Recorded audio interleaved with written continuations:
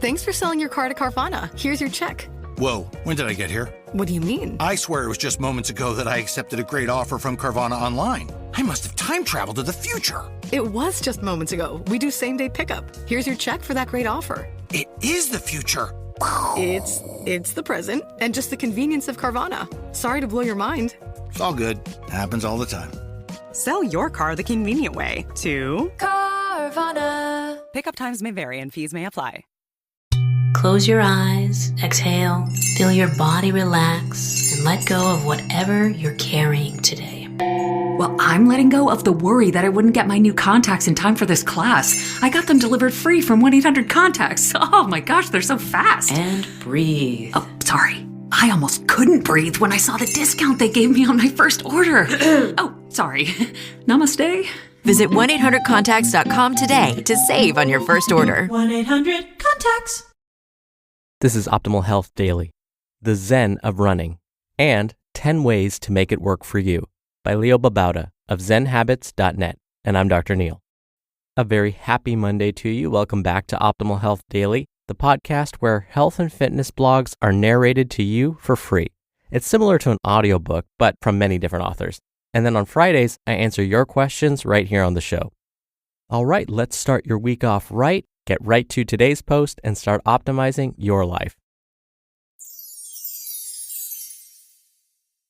The Zen of Running and 10 Ways to Make It Work for You by Leo Babauta of zenhabits.net. Running is my zazen. It's my meditation, my peaceful routine, my inner sanctum. In Zen Buddhism, zazen, which literally means seated meditation, is the central focus of the practice. Depending on the school of Zen, zazen is used to concentrate on koans, or to just sit and be present, experiencing things in the moment. Of course, I'm not a Zen Buddhist, and I don't do much actual sitting meditation, sometimes, but not often. But I do use running as my form of meditation, of trying to be present. I actually use running for two purposes. 1, concentration. During this time, I try to focus on my breathing, on my feet as they strike the ground, on how my body feels, on the sights and sounds and smells of nature around me, and on my thoughts as they occur. I try not to think about the past and the future, but to try to remain in the moment. This is difficult and requires a lot of concentration and energy. 2, contemplation. This is actually much easier. I just use running as a quiet time to think about my life, about my writing, including this very post, which was composed in my head while I was running, and about what is important to me. Both forms of meditation are actually very relaxing, very meaningful to me, and they are the main reasons I love to go running. It's a way for me to stay centered, to lose the stress of the world around me, and to just be present. I recommend it to everyone, especially if you're looking for a way to find peace and focus in your life. Now, you don't actually have to run. You could walk or cycle or swim or row or whatever. The key is to find solitude and a time every day to practice your own personal zazen. How to make the Zen of running work for you. If you're interested in finding the Zen of running or any other form of exercise, here are some tips. Tip 1, concentration. In the beginning, it's important that you practice concentration.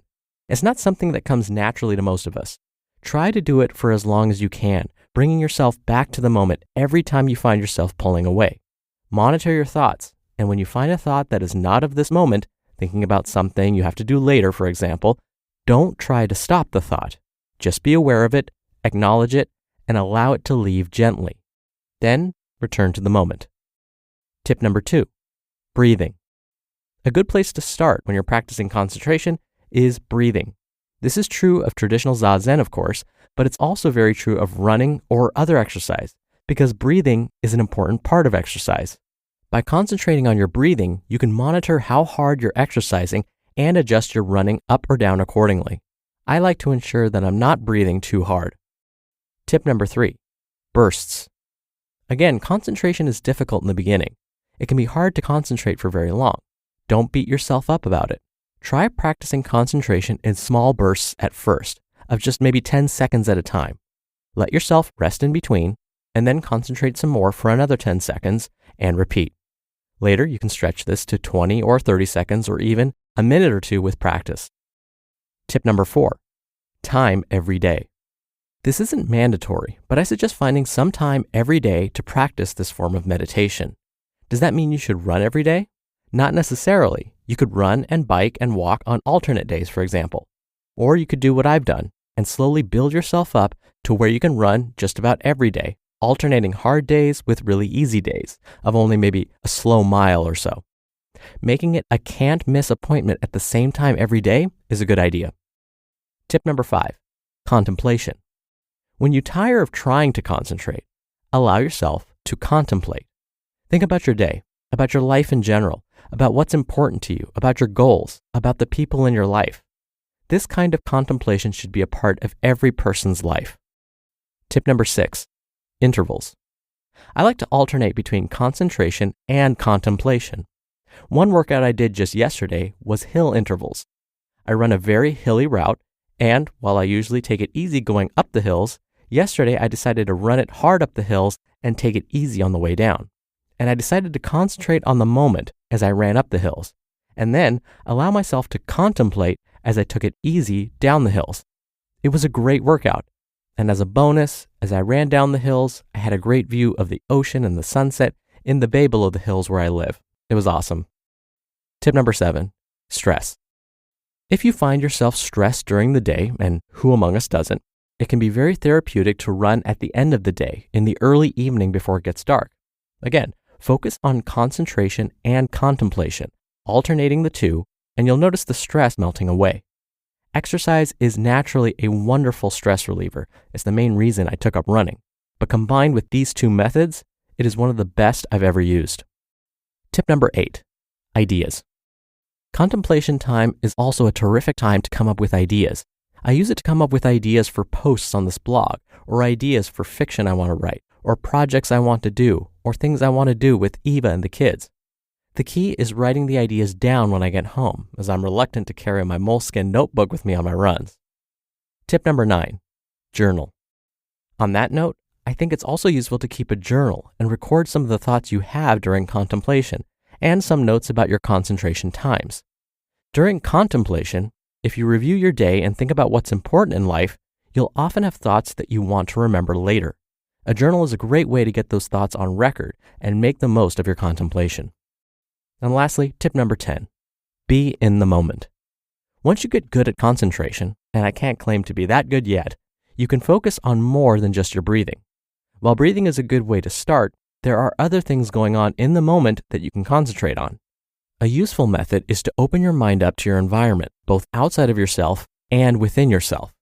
Be aware of what's around you, of the sights and sounds, and be aware of your breathing, the aches and pains of your muscles and joints, your muscles as they work during your run, your feet as they hit the ground, the wind as it hits your skin, your hair rustling in that wind, your thoughts as you run. Being in the moment is a very powerful thing to learn. And while it's not easy to learn it all at once, with practice, you will get better and better at it. You just listened to the post titled The Zen of Running and 10 Ways to Make It Work for You by Leo Babauta of zenhabits.net. And I'll be right back with my commentary. Oikos presents 15 Seconds of Strength. Here we go. Steve's got a trunk full of groceries and no one to help him. Oh, that's tough, Jim. Looks like a 5-trip load at least. He grabs the first bag, the second. Bob, it looks like he's trying to do it all in one trip. He shimmies the door open, steps over the dog. Oh, and he stumbles. Oh, right into the kitchen without missing a beat. Jim, now that's a man who eats his protein-packed Oikos. With 15 grams of complete protein in each cup, Oikos Triple Zero can help build strength for every day. Oikos, stronger makes everything better. You just realized your business needed to hire someone yesterday. How can you find amazing candidates fast? Easy. Just use Indeed. Stop struggling to get your job posts seen on other job sites. Indeed's Sponsored Jobs helps you stand out and hire fast. With Sponsored Jobs, your post jumps to the top of the page for your relevant candidates, so you can reach the people you want faster. When I've hired in the past, the process was slow and overwhelming. I wish I had used Indeed. There's no need to wait any longer. Speed up your hiring right now with Indeed. And listeners of this show will get a $75 sponsored job credit to get your jobs more visibility at Indeed.com/health. Just go to Indeed.com/health right now and support our show by saying you heard about Indeed on this podcast. Indeed.com/health. Terms and conditions apply. Hiring? Indeed is all you need. Dr. Neil here for my commentary. What I've always found for me is that when I try and sit and meditate and just concentrate on being in the moment, my mind wanders. And so I completely agree with Leo that this takes practice. And I can honestly say that I'm still not all that great at it. But what I found is that when I go out for a jog, when I'm on the row machine or the elliptical or the treadmill, that's when I can concentrate. That's when my mind really starts to focus. And so for me, rhythmic movement actually quiets my mind. And that's when I have some of those breakthrough, great idea moments. But when I have to just sit and not move, I find that my mind starts to wander aimlessly. And so if that's the case for you, if you've always kind of been turned off to the idea of just sitting still and meditating in that way, try rhythmic movement and see if that helps. And again, it could be a walk. It doesn't have to be a jog or a row machine or the elliptical. Try walking. And while you're walking, maybe actually shut off this podcast for a second if that's when you listen to it, and just focus on the moment. Let that temporary silence allow your thoughts to come to the surface. Let those thoughts come to your mind, acknowledge them, and then let them pass. In between those moments, as those thoughts come to your mind, see if you can focus on the sounds, the sights, and the smells. And even if you have 10 seconds where that happens, or maybe a minute, that's perfect, because that means you're on your way. And with time, you'll find that, as Leo mentioned, you'll get better and better at it. All right, that'll do it for today. I hope you have a great Monday. I'll be back here tomorrow as always, where your optimal life awaits.